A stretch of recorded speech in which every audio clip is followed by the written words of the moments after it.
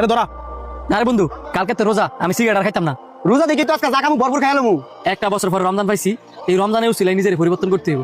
পারলে তোরাও নিজের পরিবর্তন কর। আরে বাবা, পরিবর্তনের সময় কি গেছে গা? আমি কোথায় এখন যৌবন কাল, ঘুরমু ফিরমু, এনজয় করমু। যখন বৃদ্ধ হয়ে যাবো গা, তখন না নামাজ পড়মু, রোজা রাখমু। মানুষের জীবনের 1 সেকেন্ডের ভরসা নাই, আর তোরা আসছ কবে বৃদ্ধ হবি, নামাজ পড়বি, রোজা রাখবি। এতদিন নষ্ট আমি কইরা এখন নাই সাঙ্গরে জ্ঞান দিতা। জ্ঞান তোমার মুখে মানায় না। তুমি যদি হুজুর হইতা তাইলে একটা কথা ছিল। আর তুই আর কথা বাদ দেছে। আই বন্ধু, কলেজের সামনে যাই, যাইয়া মাল দিই গা। বন্ধু, সময় কিন্তু নাই, আমাকে সবারই নিজের পরিবর্তন করা উচিত।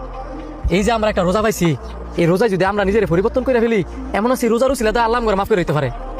শোন, আমগর যে বয়স, এই বয়সে যদি আমরা সময় নষ্ট না কইরা বেশি বেশি ইবাদত করি, আল্লাহ সবচেয়ে বেশি খুশি হয় এই যৌবনকালের ইবাদতে। আর তোরা যে চিন্তা ভাবনা করছস যে বৃদ্ধ বয়সে ইবাদত করবি, শোন, যৌবনকালের একটা সিজদা বৃদ্ধ বয়সের 80 বছরের ইবাদতের সমান। তুই মসজিদে যাইয়া সেজদা দিয়া আঙ্গুল লাগে দোয়া করিস, তাই লইব।